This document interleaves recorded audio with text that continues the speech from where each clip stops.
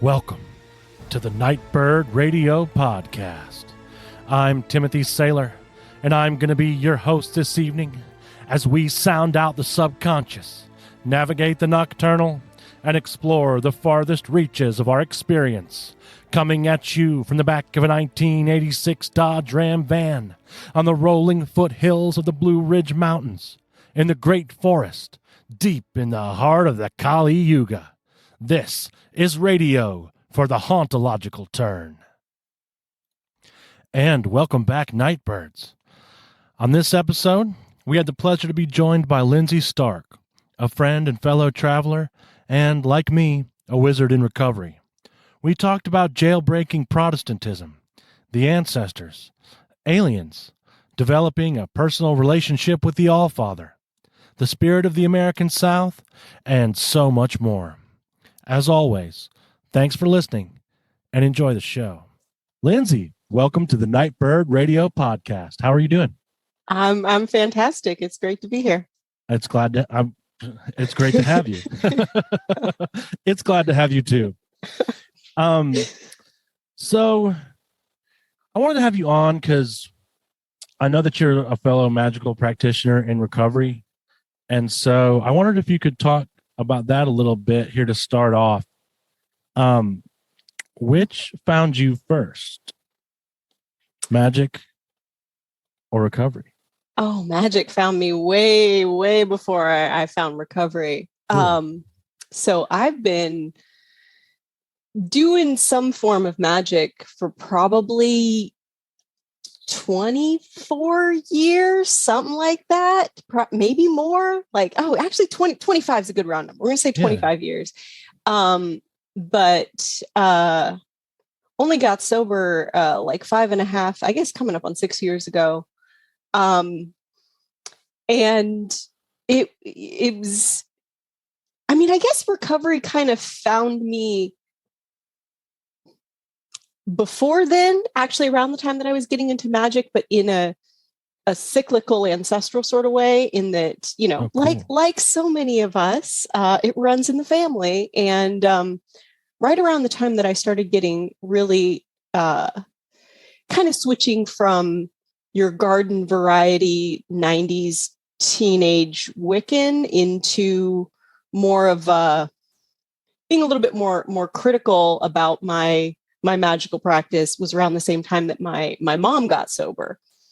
So, and I never really made this connection until now that you asked me, that I think a big part of that undercurrent was getting a really clear lesson, like in my late teens, that change is possible. And my mom got sober through the 12 steps. And a big part of that is, sort of a relationship with your will and a relationship with higher power. So I wonder if somewhere in the back of my mind, there was a connection being made there, but, I was already doing some various magic-y type stuff, kind of ebbed and flowed out of alcoholism until I finally ended up on the other side. Well, we're glad to have you here. Yeah, I think that's sort of like an inevitability, right? Because I do think that there's a really similar sort of current running through just really any type of magic with the 12 steps. Because when you really just strip it down, the 12 steps are just, to me, and this is my experience, a recipe for connecting with power. And I think as magical practitioners, that's not an unfamiliar concept, right? Like accessing power. And so I needed a power. I had no power. I didn't have any power to do anything differently than what I was doing, right? Mm-hmm. But those steps allowed me to access that power. And we can go into higher power and stuff. I just take off the higher and just put power. Yeah. Yeah, it really is. It regardless of how you kind of come at the relationship, it is a process of looking critically at how you interact with the forces around you, living and non,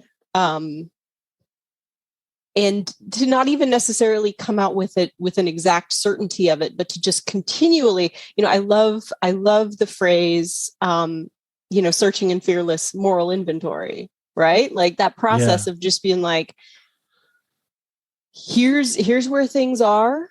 Here's the question of where things might come from, and how can we go on that seeking process. Yeah, the honesty is super important, right? Because I'm only able to change insofar as I'm able to be honest about where I am, right? So the more honest I am, the more I'm able to receive help, the more I'm able to amend my actions. I actually just am working the 12 steps again right now, and I just finished my inventory. And it's shadow work, right? Yeah, 100%.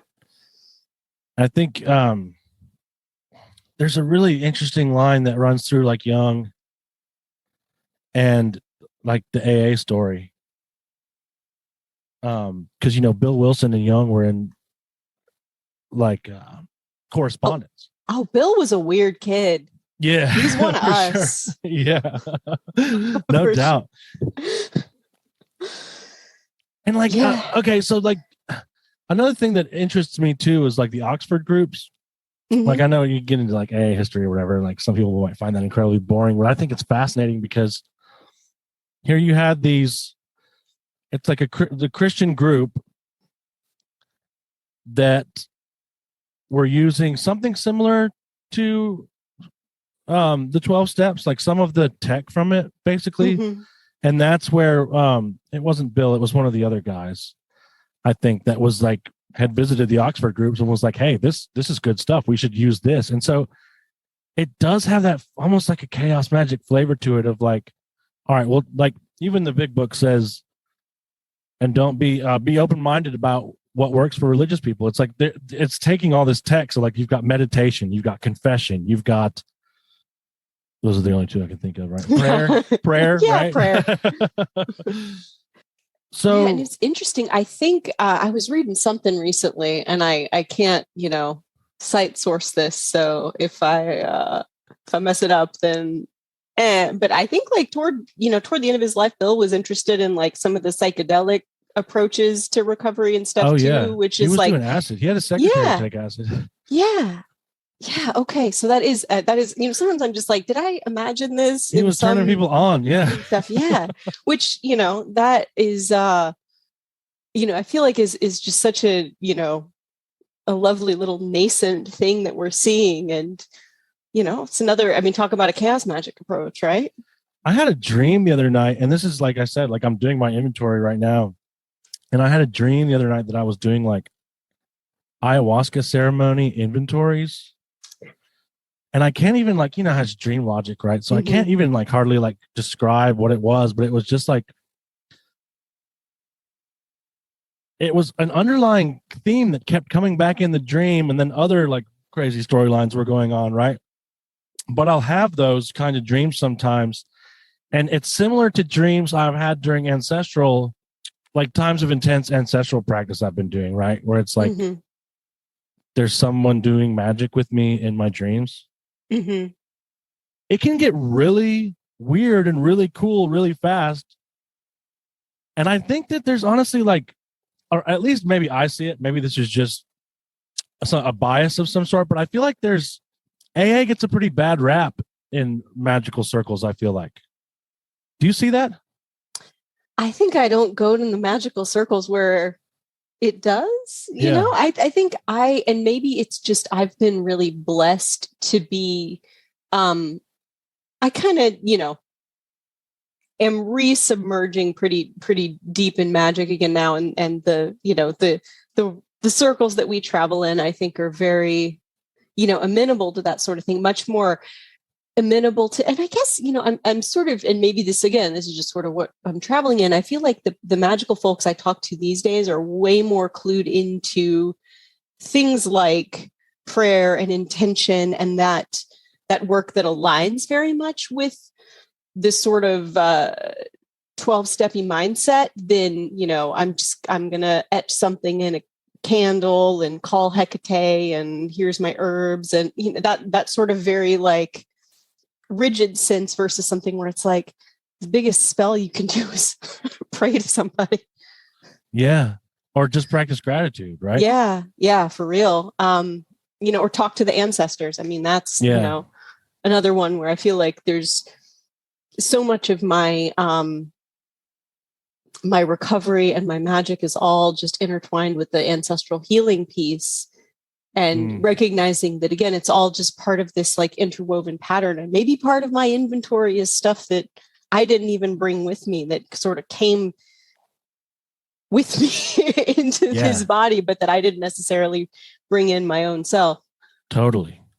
So do you want to talk to any of any spiritual experiences you've had in your recovery?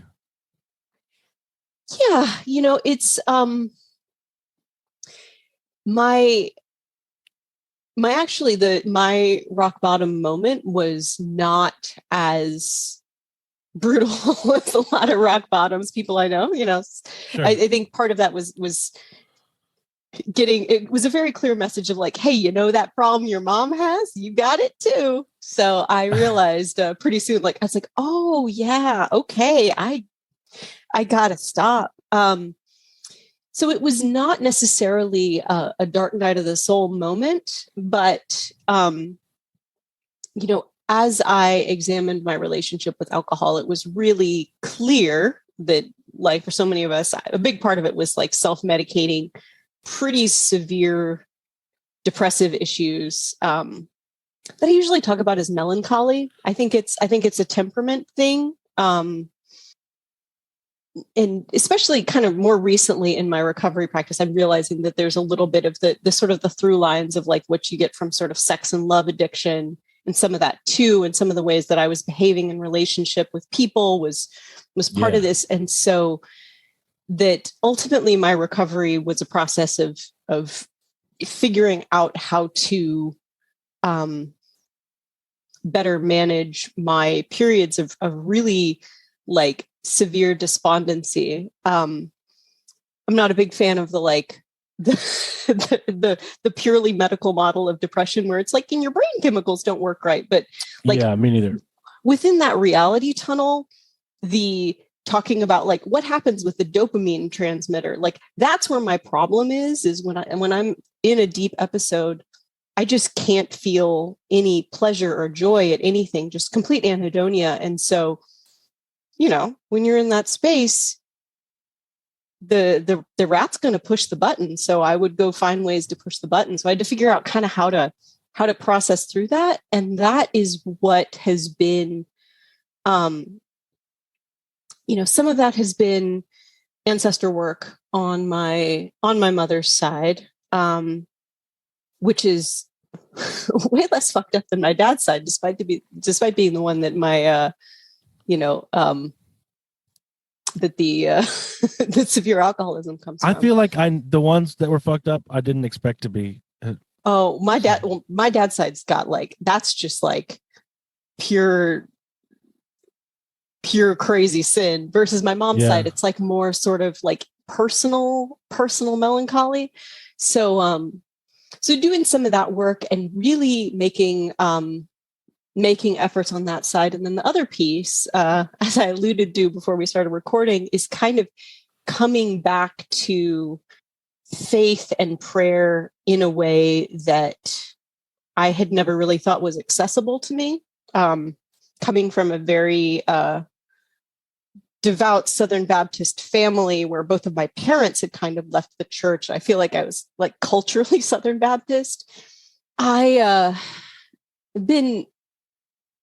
I guess for the past, 5 years or so, really re-encountering that world. And some of it has also been kind of coming in through Catholicism. I've developed a really lovely relationship with Saint Dymphna, the patron saint of the mentally ill. Awesome. She is absolutely a godsend. Haha. But just asking for grace and working through the sort of metaphors and images of grace and of redemption and of cleansing has been really helpful, and recognizing that it's a process. Like I can't do like one really big ritual and suddenly it's a continual cleaning and refining and asking for that grace from God, but also, things, other entities and spirits, beyond the God that I've sort of come to know. Yeah, it's a much bigger God, right?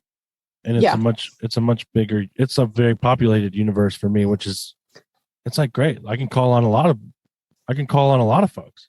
Yeah, well, that's the great thing about kind of approaching everything from a chaos magic mindset, which has been, sort of my shtick for, I said, sort of most of the past like 20 years or so, is like, yeah, sometimes I go at it from a Protestant, like, nope, there's one God, it's Yahweh, Christ is his son, and we're going to talk to him, and like just getting down on your knees and doing that, Protestant prayer is like what I need in that moment. And then, when I'm not in that reality tunnel, then it can be, a pagan fun fest or whatever the hell else it is that makes the most sense. I like that. Going back to what you said about it's a continuous process of calling in, I feel like that is for me now, because, and I'm sure you probably relate to, like at some point it becomes about much more than just like sobriety or like not drinking, right? And there is a grace by which that's been just like removed from my life. When you were talking about getting in those times, I mean, I'm about a little over 2 years sober, and I spent the first year of that like going hard with AA, but also doing a lot of magic too, and doing a lot of work with saints, ancestors as well. And then the second year of that, I didn't engage with the program of Alcoholics Anonymous at all. I mean, luckily it had gotten me back sort of into a place where, like you said, prayer was a part of my life again. And it's interesting because it kind of goes hand in hand with Gnosticism, with bringing some of those, being able to re-engage with some of those concepts of my Christian youth again.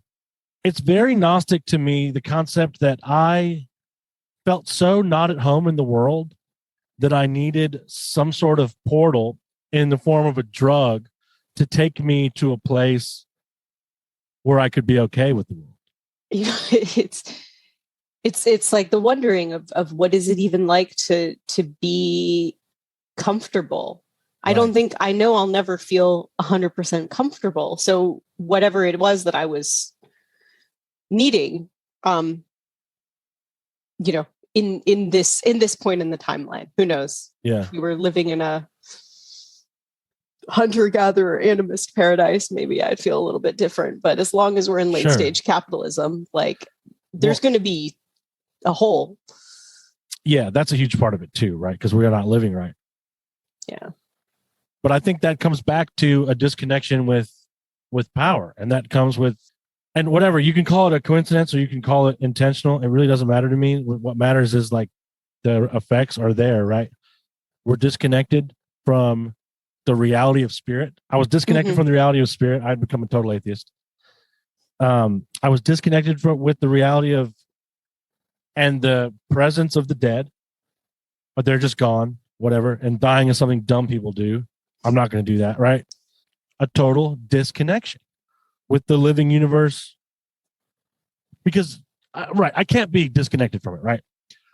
And I talked about this on my last episode with Chris. I can't be disconnected from it really unless I give it up. Me believing that I've been disconnected from it is essentially the same thing, right? Just like reconnecting with it is as simple as opening my eyes and seeing that I'm in it.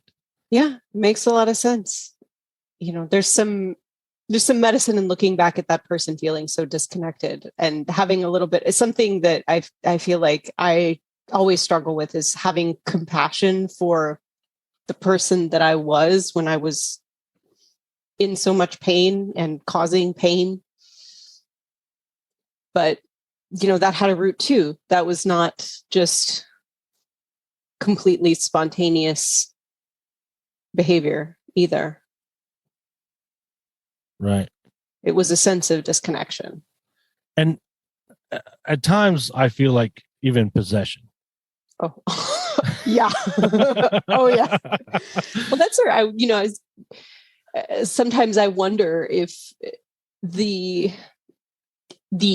things, substances and otherwise that we find ourselves developing those attachments to, if like what we use to fill those holes, like if that in and of itself is that's a sign of the entity that is there. What is it? It's,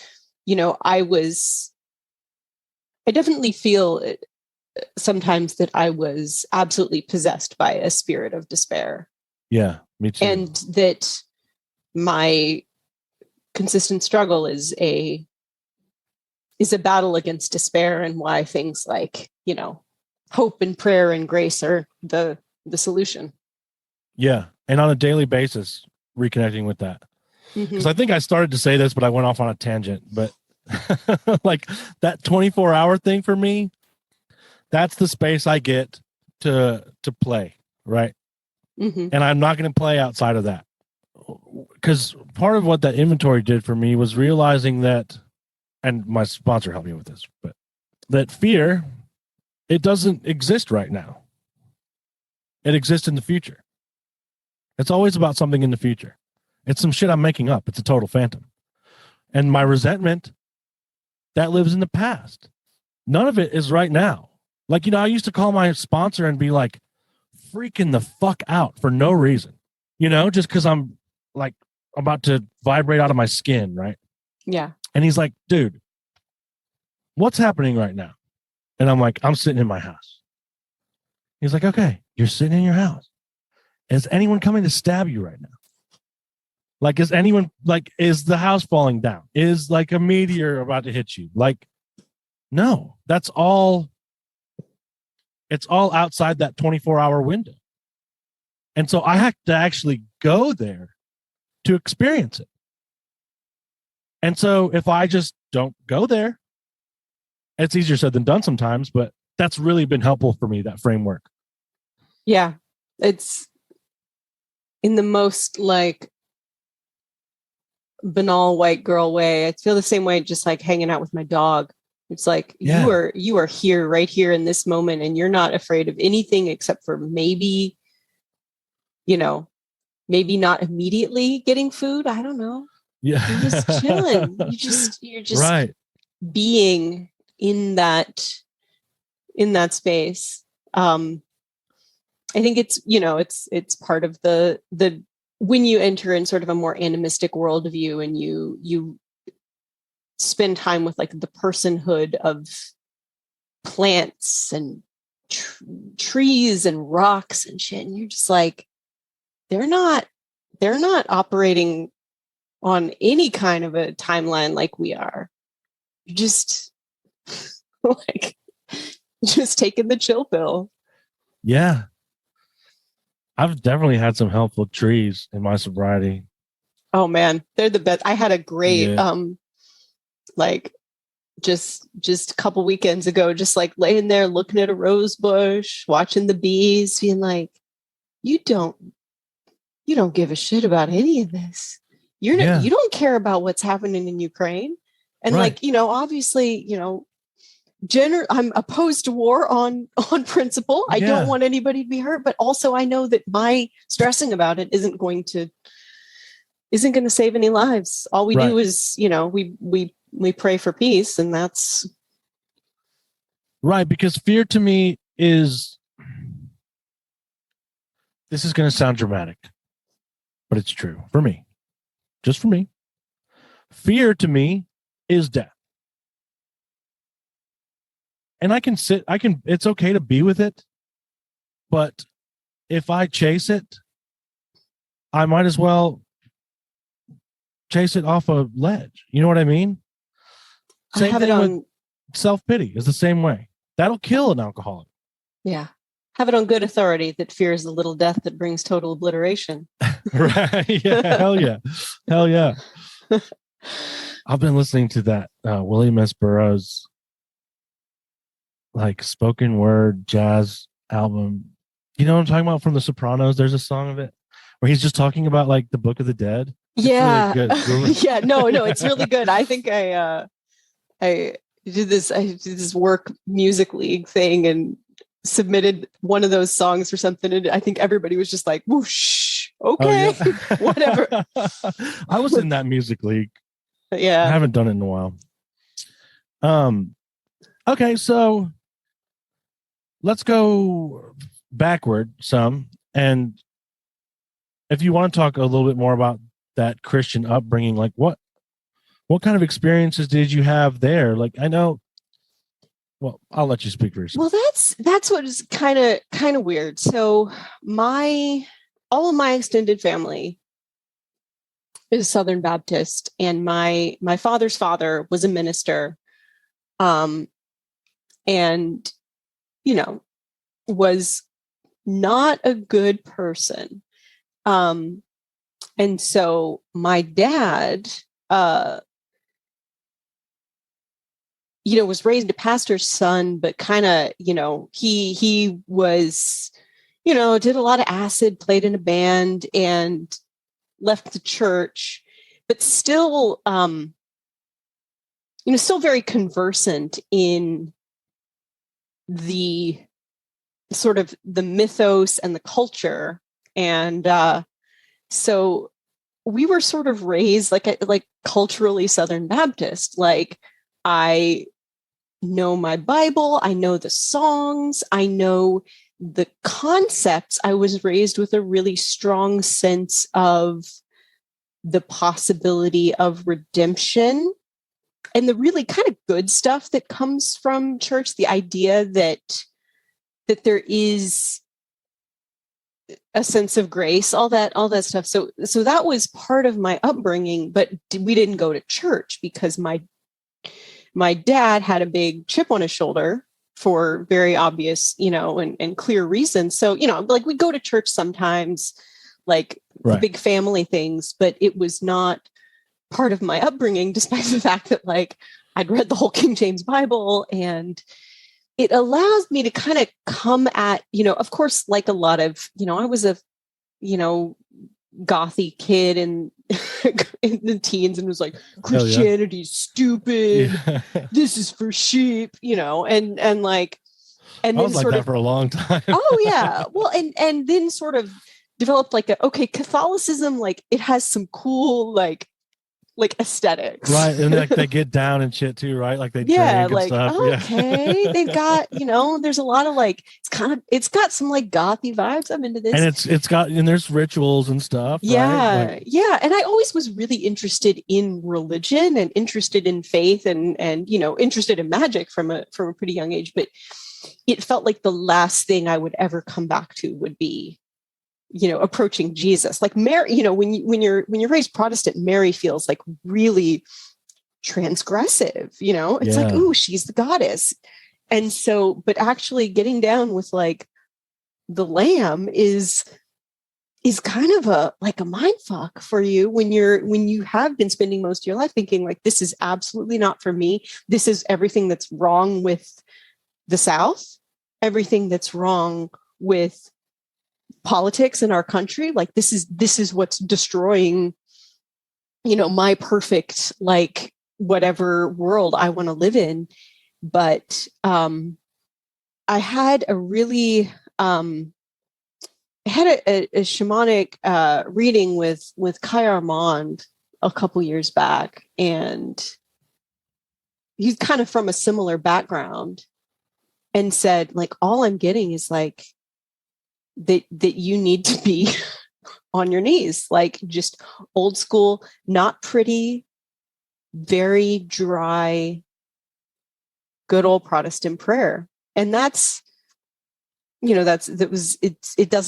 not sexy. It's not fun. It's not aesthetic. I like that it's extemporaneous though. Yeah. It was. So that's how it was for us. You know what I mean? We just made it up. Yeah. And so when I came in contact with these Catholic prayers, I was like, y'all say the same prayers over and over again? Which is cool in its own way, right? Because they capture all that energy. But I do like the Protestant, just like from the heart, kind of like wrestling. Yeah. It's so authentic that it's terrifying.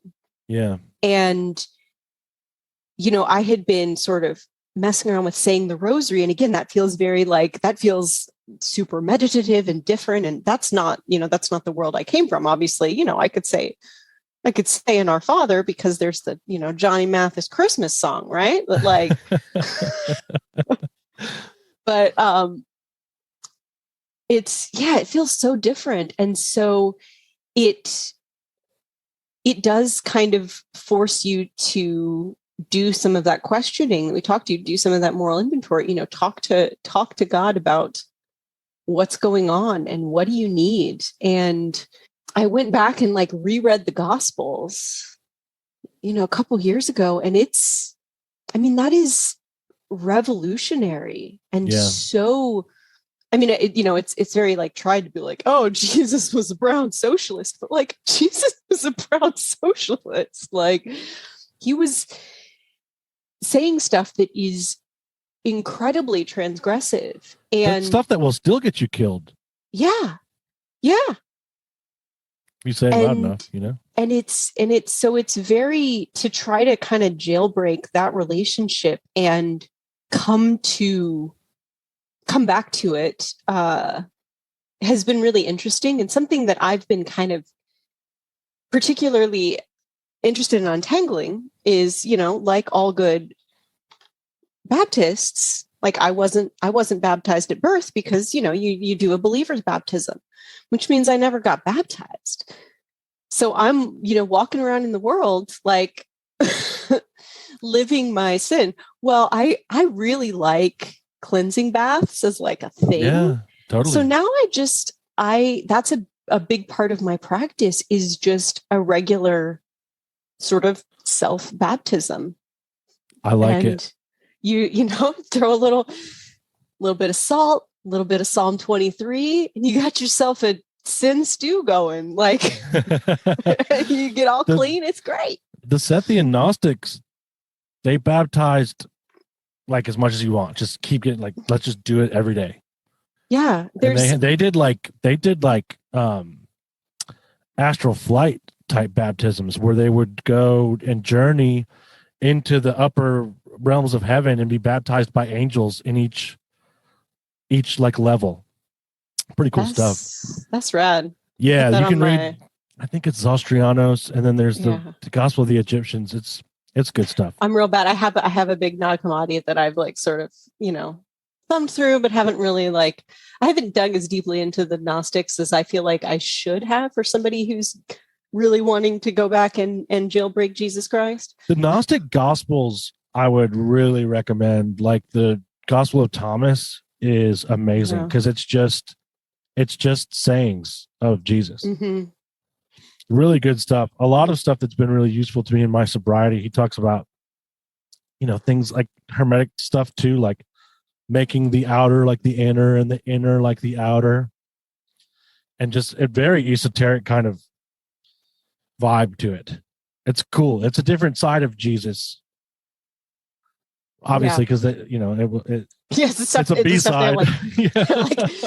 We're not putting this. We're not putting this in the greatest hits. Right. This was wild. I took a ancient Christianity class in college, a million years ago, and just understanding like the way that it all got compiled. You're just like, this is the inspired word of God, but this is 100% the work of like some accountants and some project managers. Right. Like it's interesting, right? Because you can see it happen with anything, but yeah, it totally just becomes propaganda at one point. And like they edit out like all the women. Yeah. Well, not all of them, but like like so Sophia and Shekinah, wisdom, right? So every time you see wisdom in the Bible, it's that word, but there's just like a trick of translation, right? Where you take this from being a person and you make it just into a concept, which is, I guess, kind of, we've done that with everything anyway. Yeah. De-animization. Yeah. Yeah, right. So what were you afraid of as a kid? Alien abduction. Yeah, me too. That's a big one for me. I was horrified. Oh my God. I was convinced that I was an abductee. Do you think you are? I don't think so now. Yeah. I think it was 100% just like I had, honestly, I think I had trauma that I was interpreting through that lens instead of interpreting through the lens of like, shitty human stuff. Interesting. Happening. But I wonder too if sometimes that isn't like a medicine. But go ahead, continue. Yeah, I think, and I also wonder if part of it is, if it was kinds of spirit contact that I didn't know how to interpret because of the trauma.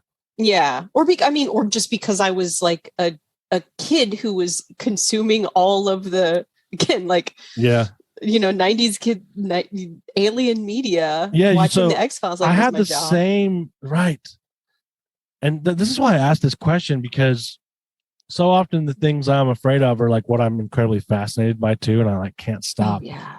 And as a kid, I just couldn't stop watching alien stuff, even though I was afraid every night that they were going to come get me. Yeah.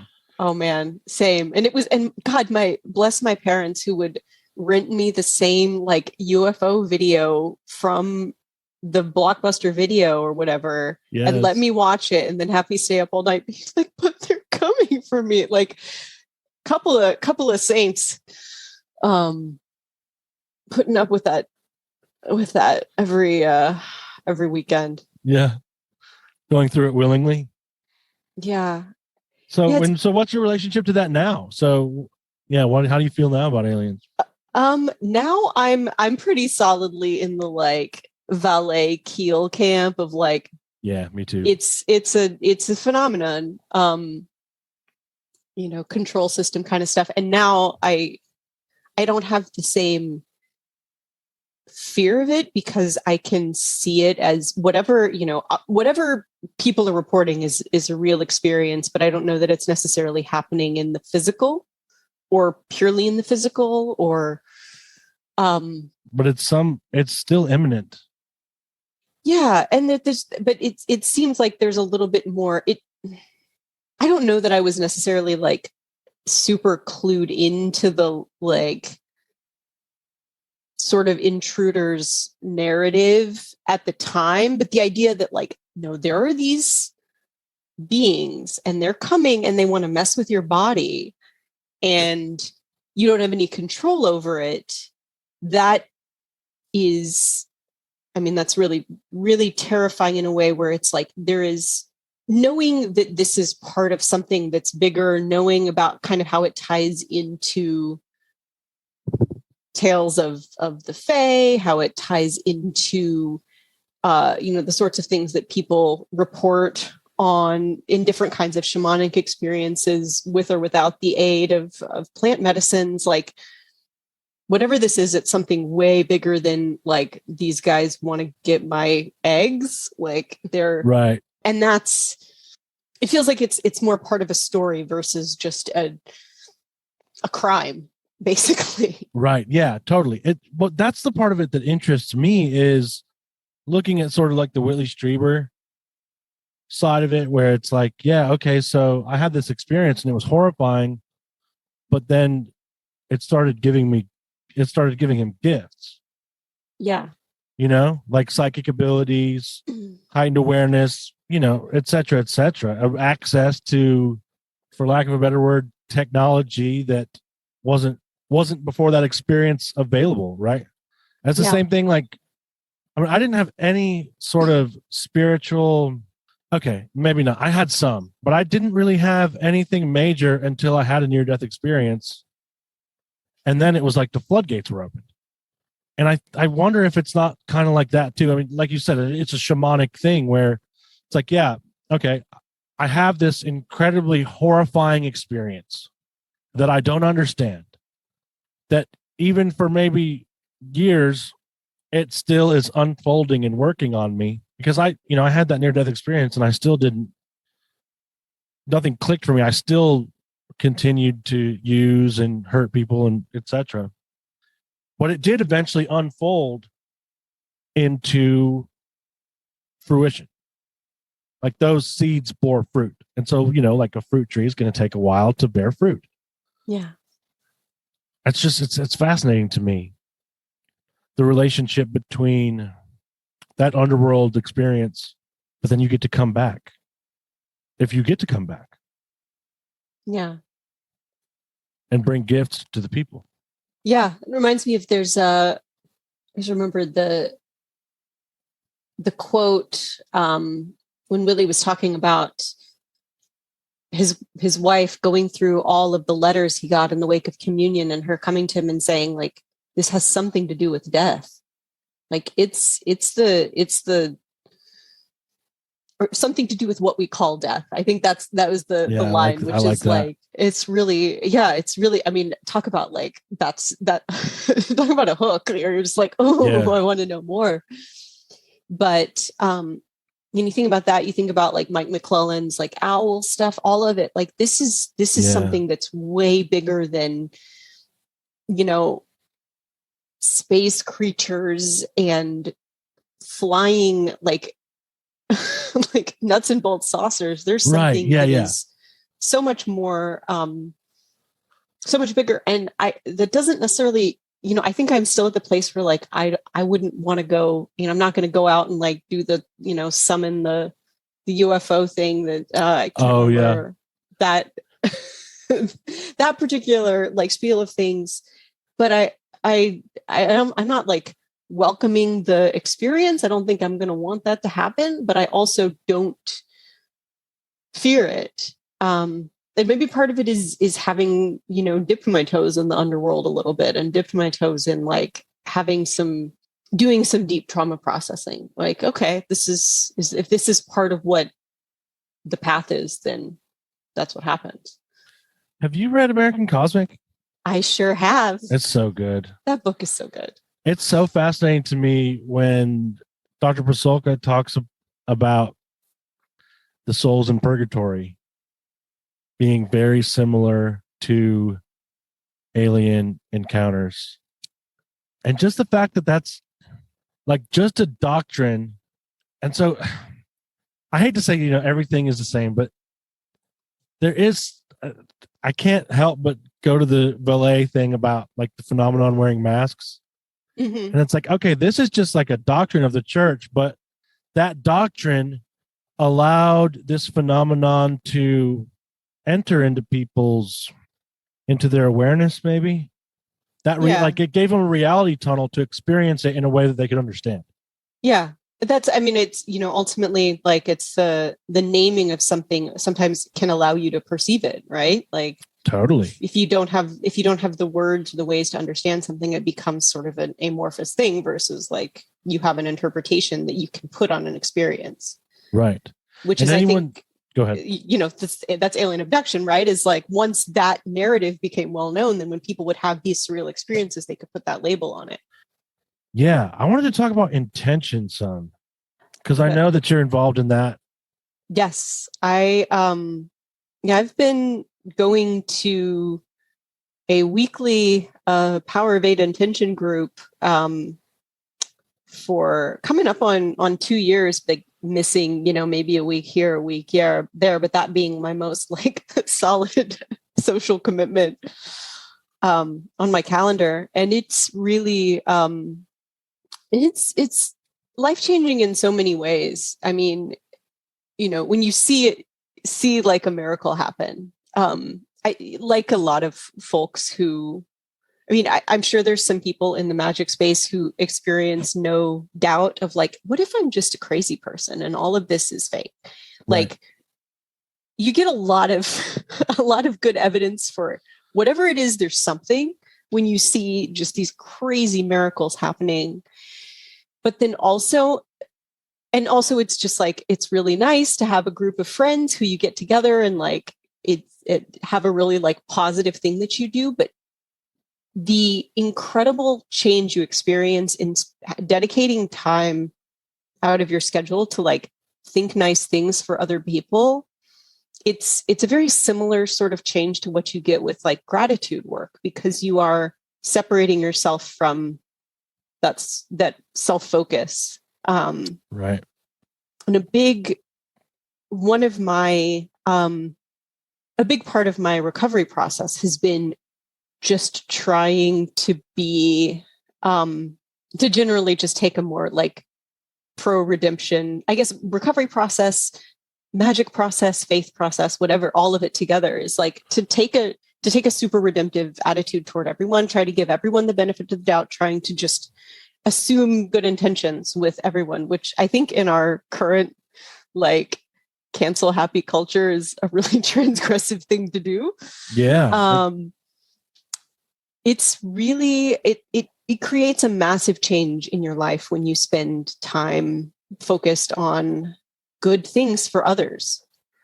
I mean, it's why, volunteering makes such a big difference for people, why, old folks in prayer circles do so much better than people who don't do that. It really changes, it forces you to change your perspective. It forces you to have a little bit of gratitude for whatever situation you're in. And it makes you feel like you're part of a community. Like when I have to take things to the circle, whether it's, my own problems or for my family, like it's just impossible to overstate how beneficial it's been. Yeah, it's truly miraculous.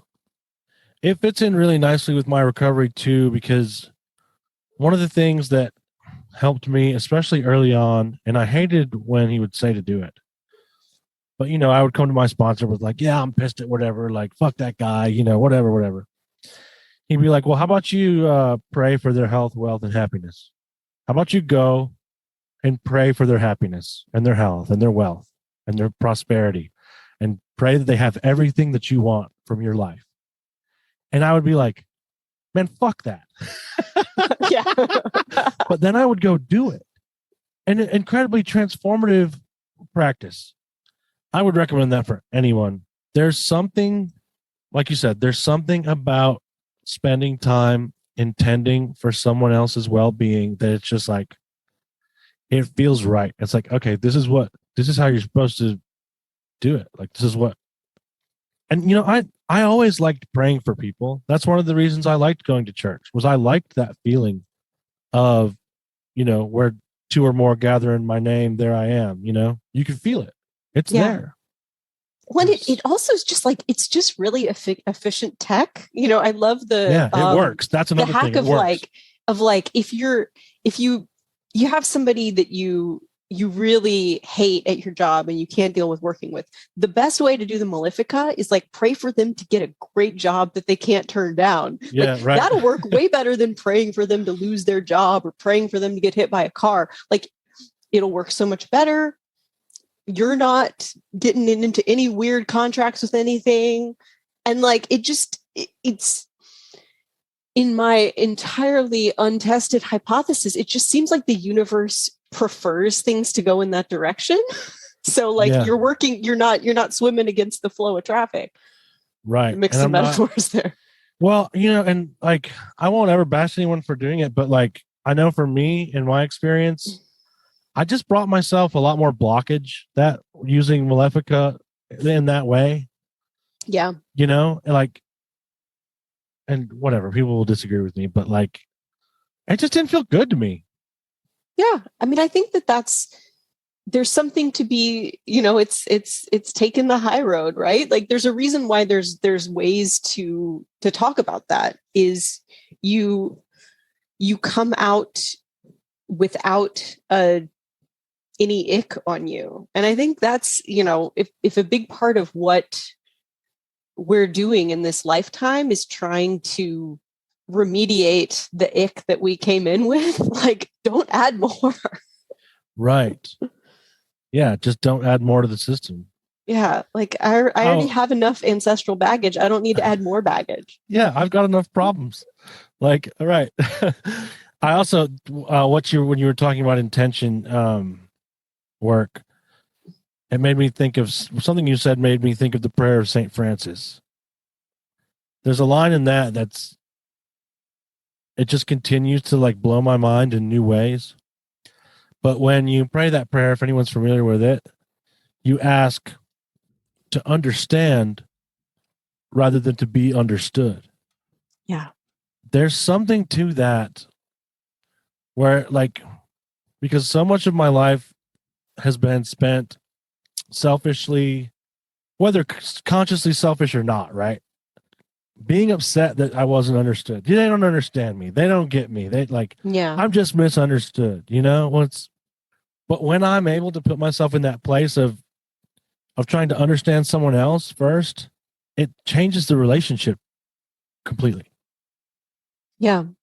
And maybe that's why it's transgressive, because, maybe it's beneficial to some people that we don't do that. I don't know.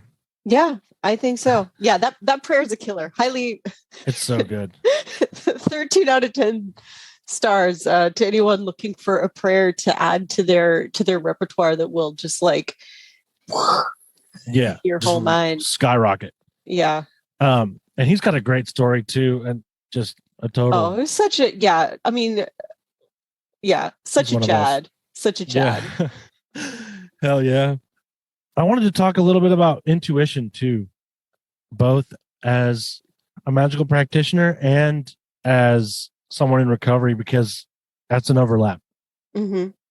And it's part of ancestor work too, is clear. And the prayer of St. Francis sort of leads into it as well, where you ask to be a channel or to be an instrument. Yeah.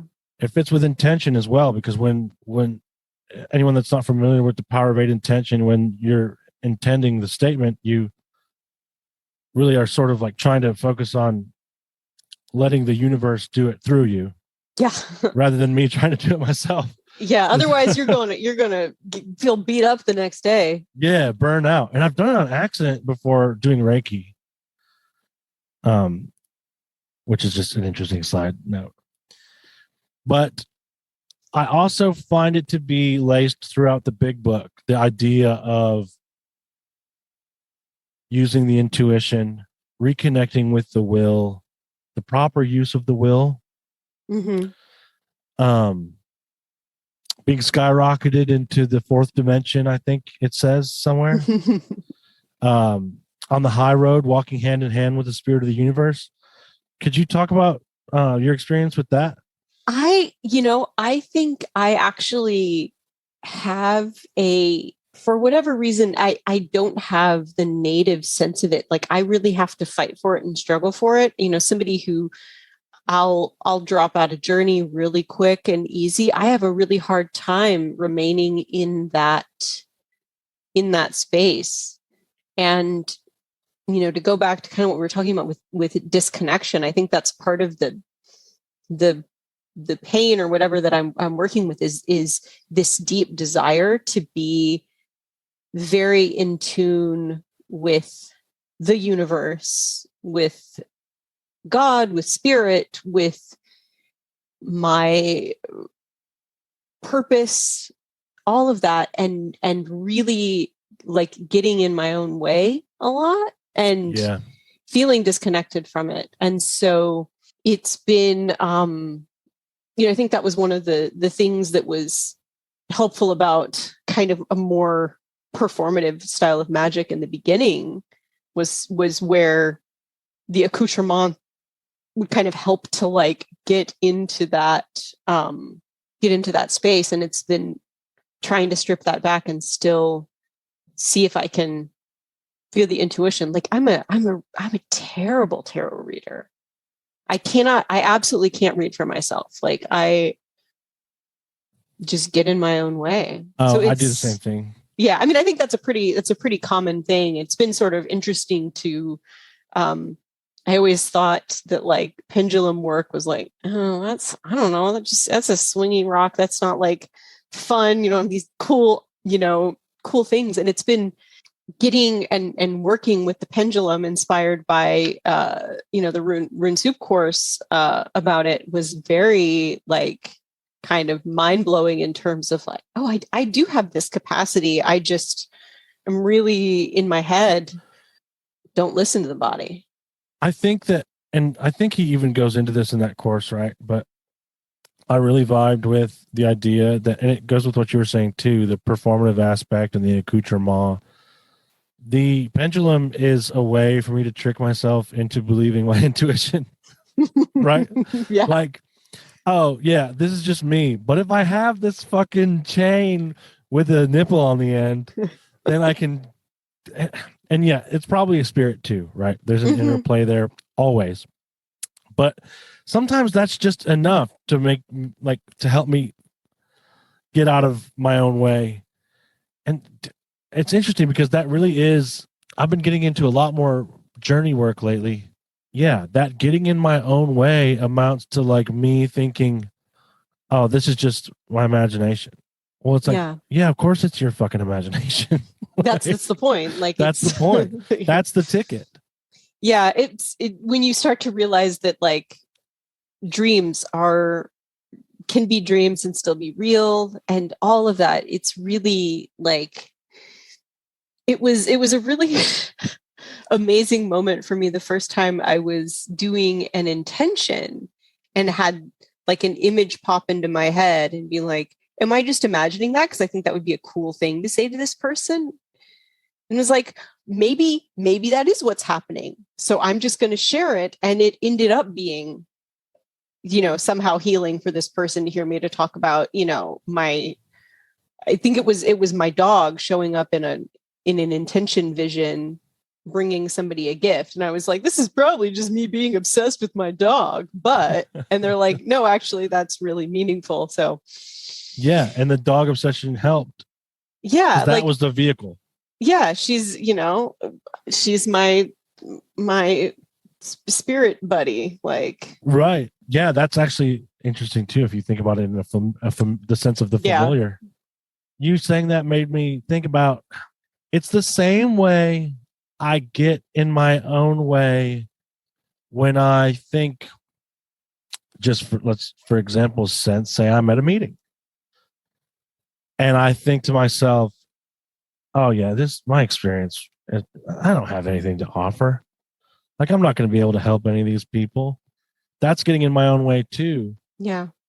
Instead of just sharing my experience from the heart and just like letting it be what it is and not worrying about. Yeah. Or knowing that even just physically being in the room, you're adding something to the energetic field that's beneficial for this person. Oh, yeah. Like, you Definitely. Don't need to even say a word, but yeah, that or the other side of it is overthinking and wanting to say the most brilliant thing in the world. I struggled with that in my early meetings, the ego around always wanting to be the like smartest, cleverest person in the room. It's like, this isn't the place for that. Right. I'm in a chair at an Alcoholics Anonymous meeting in like a church basement. Like, nobody cares that you're so funny. Like, right. Yeah. I have that problem here. Yeah, I know. Right. It's just like, just be, again, it's the future. It's that future thing you talked about where it's like, I want everybody to come away from whatever experience this is being like, wow, that Lindsay, she's really smart and funny. And being like, who gives a shit? Why do you want like, well, that's an interesting, very common trait for addicts is perfectionism. Oh yeah. And I don't like, I kind of get it, but I don't like why. But I do think it comes back to like, we talked about this earlier about not feeling 100% comfortable in our own skin or in the world or however you want to put it. And that need to be, well, it's what led me to my problem drug use and my problem drinking. But it's also what now leads me on the journey that I'm on now. It's the same motivation, but it's just now applied properly. Yeah. I mean, I think we go back to like we're all completely out of right relation with the world, with the planet, with each other. So of course we're all sort of yearning to be understood and seen and to make these connections. And I mean, my my drinking is different from somebody who spends all their time just like scrolling on their phone or whatever. But like in terms of what I was trying to solve, it's not all that different. We're all, and that's the big sort of the bigger magical project, right? Is like improving the field of resonance for all things. Like it is so clear that everything is in so much suffering because we're so far out of relationship with the way that we're supposed to behave with one another. And so, if by expressing gratitude, feeling grace for others, praying, like I can improve that field, like that helps my own desire to, fill the void with whiskey, but also to like maybe also make things easier for the all the beings that I encounter. There's an analogy used often in AA and probably recovery in general, but AA is just my experience of the oxygen mask. When the plane is going down, you got to put yours on first before you can put someone else's on. Yeah. And at first it's like, well, why is that the metaphor? But it really is a great one because I think it, like for me to be truly in right relation with all the beings and with the greater field is to be myself, my true self, and to be who I came here to be and to remember who I am. However you want to call it, individuation, actualization, there's 100 words for it. I like it because it's just, in my experience, seems to be true. And it's also just it's a simple beginning, which is another thing the big book talks about, is just making a beginning. And I begin here where I am. Yeah. But in doing so, I can affect the whole universe because I'm not really separate from it. Yeah. We decided to be incarnated at this time for some reason. So I'm whatever, as much as I like, so much of my self-perception is like, you're an asshole, you hurt the people that you love, all of that. And like, we all somewhere else decided to be in this together. So that doesn't excuse the bad behaviors. And I still am, working on those amends, but like, it's all part of that same process. And the unfolding of, there's the line in the Desiderata, right? Like that there's no doubt that the universe is unfolding as it should. Like I don't know better than the grand designs that are unfolding all of this. Yeah. I can either rail against it or I can just flow with it. Yeah. And I didn't used to be able to flow with it. As hard as I wanted to, or as hard as I tried, I just couldn't do that. Yeah. I mean, it's difficult. And I think there's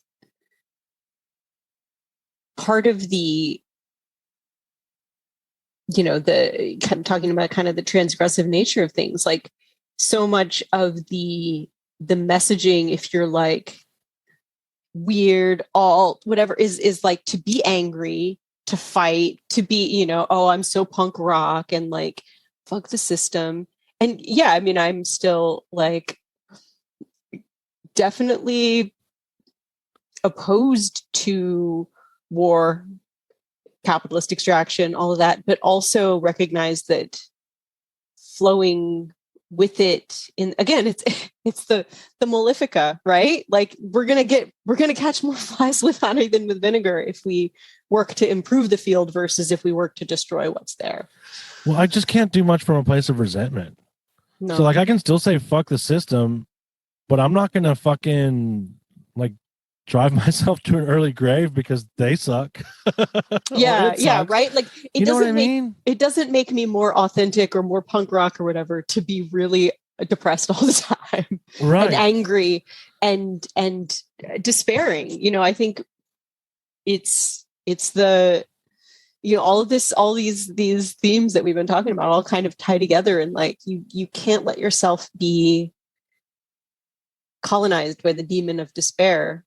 And forgiveness is the truest act of revolution that you can do right now, I would say. Is forgiveness. Talking like Christ, man. That's That'll get you killed. Again, that's yeah, it is a wild and strange medicine. And I think to look at the amount of disjointedness and suffering in the world and to respond to it with that open heart is the most revolutionary thing you can do. It's incredibly transformative, and I would argue that it does also have that field effect of affecting the wider field when because I do think that we co-create reality. And if my I don't even know what to call it. If my place, my space in reality, my space, not that my space, but if my domain within my reality is no longer the Black Iron Prison, but is the Palm Tree Garden. If it's no longer the wasteland, but it is Eden, that's completely in the eye of the beholder. That's a total perspective, gratitude thing. And so, the Gnostic in me, the firebrand in me, the anarchist in me, yes, wants to be like fucking burn it down, right? But it almost is, it's going to sound so cliche, but the best way for me to do that is by transforming my life. And I do that through just wearing a different pair of glasses. That's really all it takes. I mean, that makes it sound so simple, and it's right. It's an everyday process. Yeah. But it's really just that simple. It's not necessarily easy, but it's simple. Yeah. The burning it down is a step in a process that also requires you to do a lot of work afterward, versus if you decided to just start with composting what's there and improving the soil little by little. I feel like the so many permaculture metaphors for how to approach reality. Like we look at it as a system, not something that you need to pull things out or fix, but how you can work with the flow of it. There's this really interesting thing that happens when you start learning about no-till agriculture. It's you don't actually want to dig up the soil. What you want to do is start putting things on top of it to rot, and that will make things healthier, way better than tilling it and disrupting everything that's there. That is such a powerful metaphor for how to operate. You go and look at a lawn that's just obviously over extracted. You don't dig it up, you build on top of it. Knowing that you and I have a somewhat similar physical part of the world origin story, how do you feel like that ties into your relationship with the spirit world and magic, being from the South? Oh, yeah. It's interesting. The city of Atlanta is fucking alive. It is the greenest place, like the greenest city I've ever been in, you know? It's Yeah. just full of plants. And so in springtime, you can feel it. You can feel the energy in the air. And so when it was actually the first time I lived in Atlanta proper, when I was starting to get into this stuff, I was having a lot of crazy synchronicity and interactions with place. I was walking everywhere. So I was doing a lot of like wayfinding and finding cool stuff and cool parts of the city and really just getting to know the city, you know? And it's got its own flavor. So a lot of like the like, because I like to do my own flavor of stuff. And like more so, I'll work with already established systems and tweak them, but I do always like to add my own flavor. But at the very beginning, it was very much in that borderland between magic and art where I was making shit up, you know? But I would do that, and then I would find that what I was doing was part of like voodoo. And it's just like, that's the current that's here. Yeah. Right. And so when I spent some time recently, like in Phoenix, and found that like there's a completely different flavor there. And the dreams I was having were much more related to like the local. And so it does make me think that like it's always filtered through place. Like whatever you're encountering is filtered through place in some way. And maybe that's not a great metaphor. No, I think it is 100%. That's how I experience it too with geography. And I feel like there is because I was thinking about just the experience of like walking around when I was a kid and the swelter of, you know, this time of year when you know, the air is so dense and thick and humid. You can taste pollen in it. And the muscadines are starting to come in, and you can feel it. It's a very wild and rangy and expansive spirit world. And especially around like the spring equinox. It's like, oh God. I mean, I would recommend Atlanta in the spring to anyone, especially to magical practitioners, because it pops the fuck off. Like, and I'm not just talking about plants and things. I'm talking about like, you'll just run into people that you're like, was that a person? Or was that an avatar? Oh, there are definitely some, you know, I mean, there are some for sure people who I am not entirely certain are not actually just, you know, spirit entities. Oh, 100% here embodied in the city. It's really it's got such an interesting current. And I feel the same thing. Like had a similar experience where I started getting into magic pretty young, but the things that just made sense immediately fell into place were all kind of old hoodoo practice, because that's where we're walking on those soils. And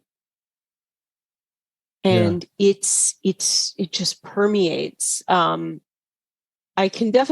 feel other spirits in other places, but I feel like when I am outside of that swelter, even up here in Virginia, I feel like I'm still in contact with whatever it is that is the South in and of herself as a spirit entity, in all of her strange and problematic glory, right? Like, yeah. And another thing about it, so I spent a good deal of time in Milledgeville, Georgia, which is like was the capital of Georgia, like before the Civil War.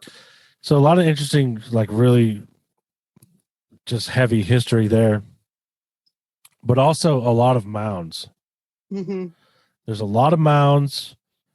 There's a lot of mounds up here too, but down there's like some of the oldest that we know, like at least, by our reckoning.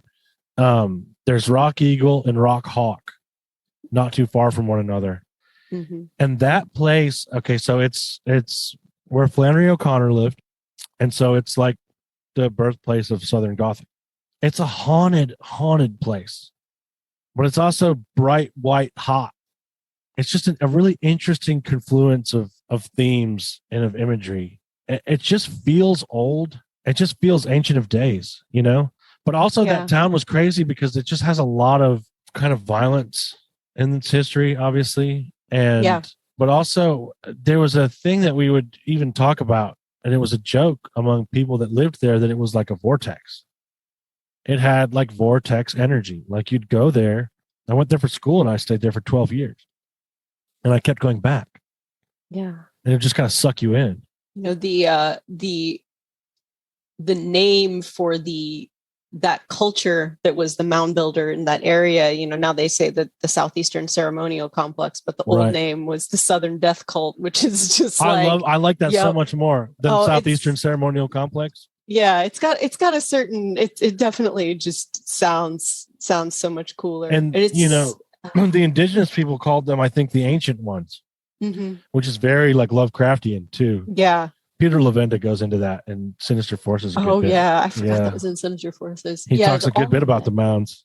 Yeah, I read a really, you know, I read some interesting like academic archaeology just around, you know, trying to decipher the symbols and stuff. I mean, what the hell do we know? But there's something very, very deep and interesting there. I sometimes wonder, you know, part of my my ancestral remediation has to do with the great Southern sin, and wondering if there is some of those forces are connected to the legacy of slaveholding and all of that, like the parts of it that are very sticky and hard to escape.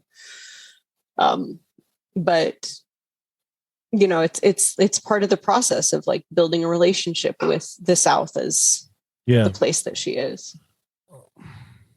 Sticky is a good way to put it. There's like a violence to it. Yeah.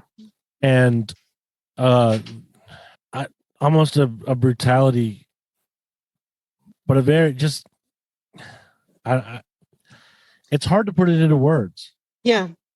But yeah, you do wonder if it's not something that's been here for a long time. Yeah. The people who came here were drawn or enticed by something. Because why did things go so differently? What was it about the folks who came here? You know, my own sort of ancestral work, you know, my unverified personal gnosis is that like whatever it was that was in my father's line that drew them, because they came to the South in like the 1600s from Scotland and ended up being enslavers. Like, what was it that, so the ancestors and spirits I've been in relationship with are like, what made them do that was there before they came here.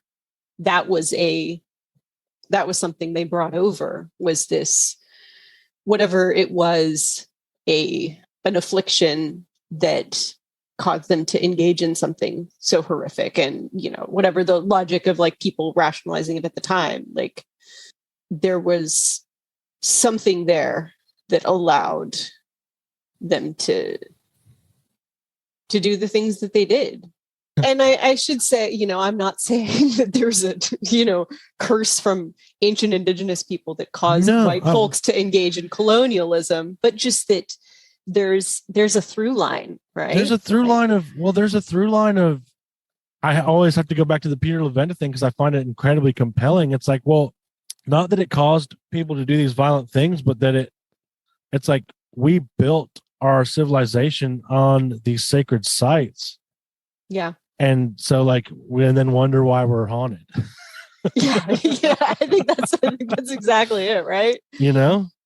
I also wonder how much connection there is, and you know, contemporary archaeologists say that there isn't. But the motifs and the art of that Southeastern ceremonial complex culture, or the, you know, Southern death cult, we'll say that's better, right? it is strikingly similar to Aztec art. Yeah. And so it makes one wonder, like, our view of history is incredibly warped, both intentionally and through just pride, ignorance, xenophobia, etc., right? Subconscious and conscious. When I look at it a little more open-minded, I wonder how much, because that culture spanned, I mean, just based on the shells and the stones used in some of those like ceremonial breastplates and stuff, that culture spanned the entire continent. There's something about Turtle Island that feels like people have been coming here for a long time. Mm-hmm. And that it's always been sort of like, yeah, we call it the melting pot, but it seems like it always has been a place where cultures kind of intertwined and intermingled and stuff. It's just fascinating. Yeah. No, I think that there's, I mean, the stories of the Mexicas, like Aztlan was up north. I think and they sailed and possible. They said they took boats down there from it. Yeah. And that they were in a highly stratified society, and they had kind of like they were going to shuck the yoke of their masters. And it turns out that society was highly stratified. It's just interesting to look into. And yeah, I don't know. I could speculate about it endlessly. Yeah, it's it's alternative history is always just such a blast, and looking at all that, but also recognizing like maybe they don't even have to be. There doesn't need to be any sort of a physical connection or interaction, like any real connection for there to be a through line. Like if the same spirits are there, if the same, if they're all operating within the same field, like the same stuff is going to come up anyway, even if there's not any, there doesn't need to be any physical evidence of connection for me to believe that there's, there's something underneath the surface. Yeah, totally. Yeah. I'm trying to think if there's anything else that's like really, I always like to tie in some of the ancestral stuff, because that's kind of my big project now is this just massive ancestor remediation project. And I have to like take breaks from it because it's so tough, because it's been tied in with, doing like sort of real genealogical work. And so getting that information and kind of taking it in through the lines, and it's just very, very intense. Right before the pandemic started, I was going to like take a trip to Nashville and actually go to these places and go to some ancestral graves, and specifically kind of ask people to connect with me so I could clear their what they were guilty of. That experience is like coming with the Christ energy. Yes, it benefits them, but it's incredibly rewarding for oneself too. Yeah. Well, and I mean, there's a twisted gratitude component, right? Like if my ancestors hadn't enslaved people, maybe my life wouldn't be as comfortable as it is now. Not that I'm living in like the lap of luxury, but could be a damn sight worse. Well, you don't even know if you'd be here, honestly. Yeah. If things have been different, who knows? Exactly. So it's it's funny when you it became really clear once I started doing this work. It was like, oh, this is what you're here for. It's your job to clean this big old mess up. And it's all dudes. It's all like these men. And then I have this, this wild, I have this autoimmune condition that's highly genetically tied to that dad's line. And it's just really clear that it's like popped up as like, here's a manifestation of your curse. Oh yeah, totally. And basically to part of the process of getting rid of it is to face it, is to deal with the I mean, I'm operating under the framework of like there is a sin that needs to be cleansed that didn't get cleansed properly, and so there's a need for redemption. And there's something that I've seen during ancestral medicine stuff, because I've done some of that too, where just I've seen the perspective of like what being uprooted from your spirits and from the land that you were once, like, that those lines were once a part of. So like you go back far enough and they were indigenous too, right? Yeah. But what that severance, because I saw, like, in one of my sessions I saw like boats crossing the ocean and I just started like bawling because I could feel like what it felt like. They didn't necessarily like feel jazzed about leaving either, right? Yeah.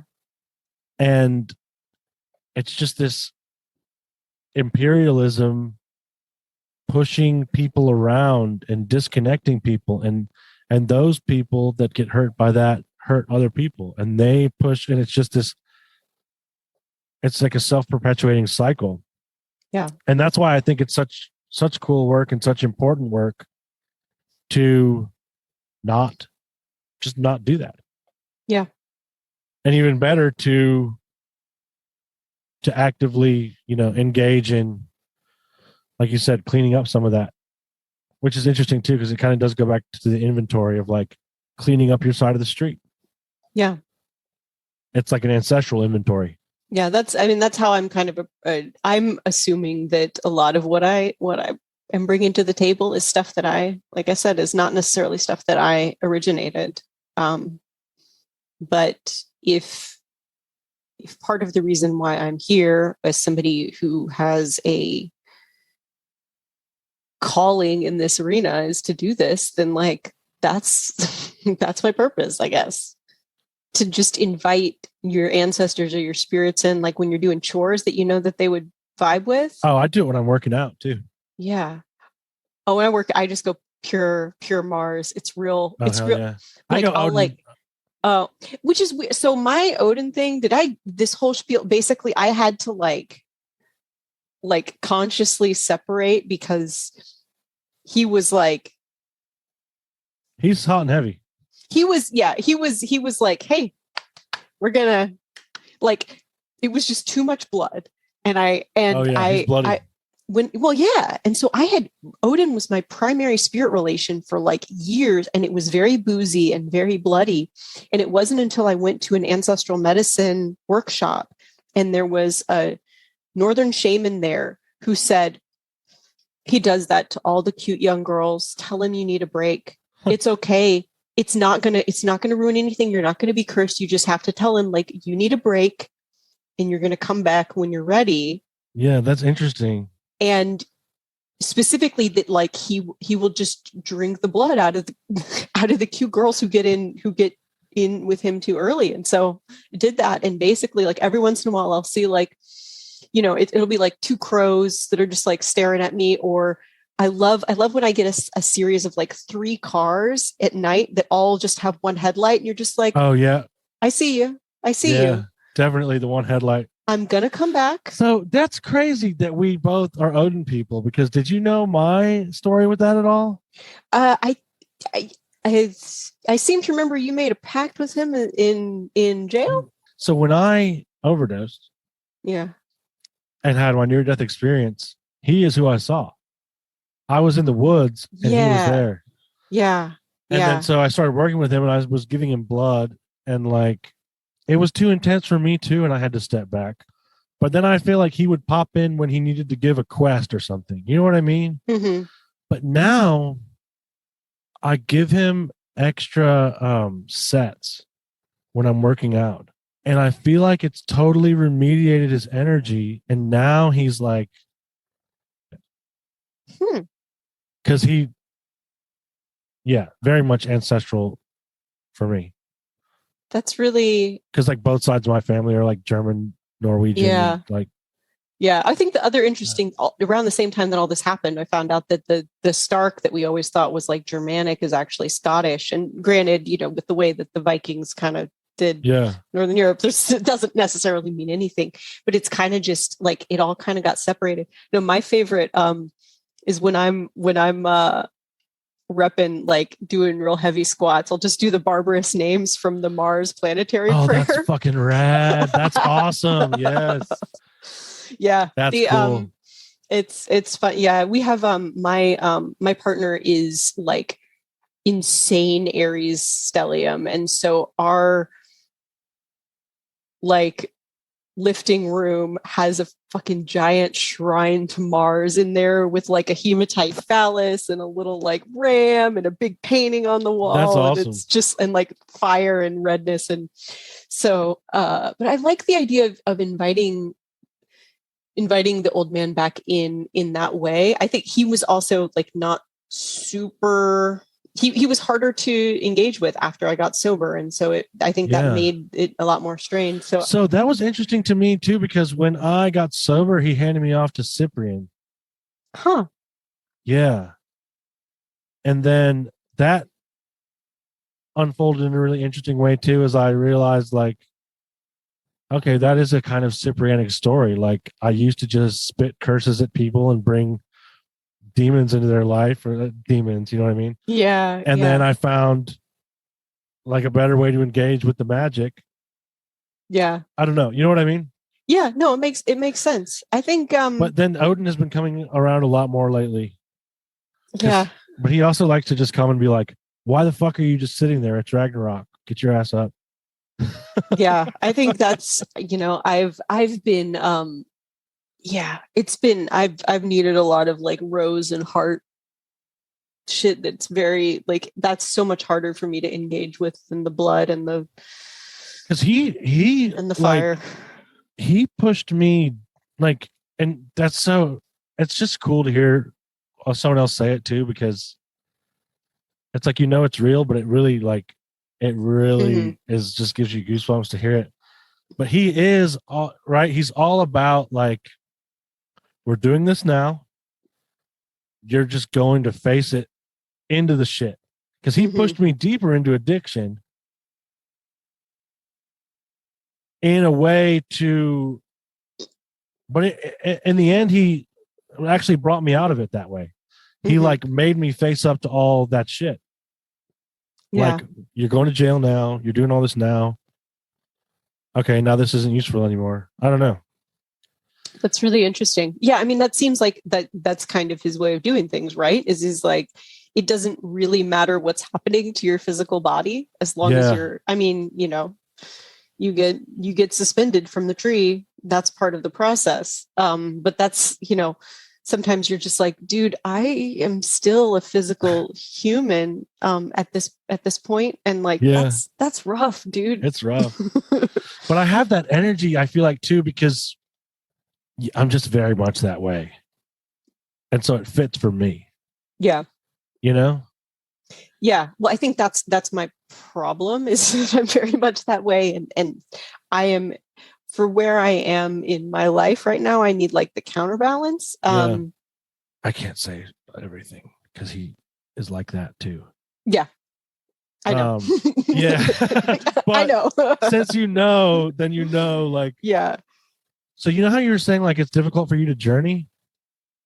Have you tried Ecstatic Journey? Because I will be like, I now journey while I'm running on the elliptical, since I can close my eyes. Like, I'm sure it'd be better in fucking nature or whatever, but whatever. And it's 100% different. And it's almost that ecstatic side, right?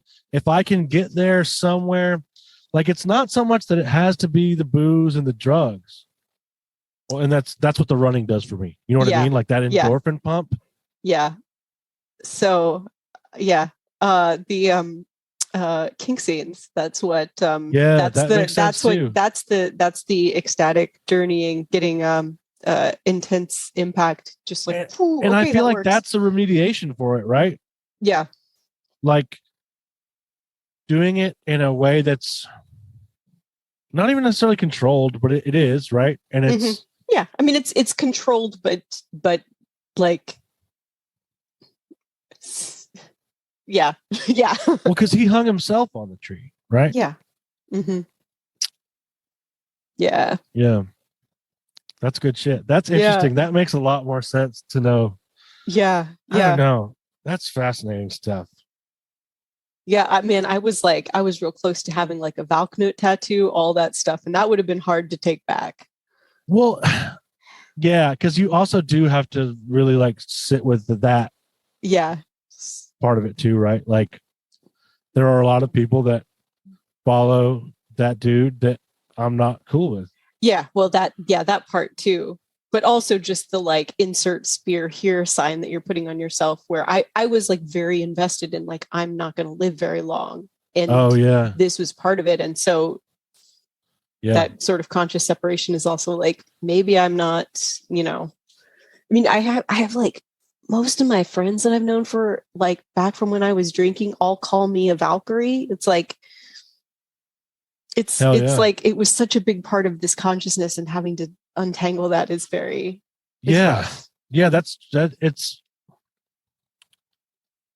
There's a lot of delicate work. Yep. God. Yeah. Like delicate in the sense of like untangling strands, right? Like, yeah. But I think it's that was a rad little bonus. Yeah, no doubt. That's awesome. Yeah. Hell yeah. Oh, dude. All right. Good talking. You should come back on sometime. Hell yeah. I would love to do one like live from Wizard Camp. Yeah, I want to do that. So that's why I want to. Okay. So my goal is to, and this, I don't know, maybe there might not be spots, but it would be nice to be able to get a spot to park the van and plug it in. Yeah. But if not, yeah, I was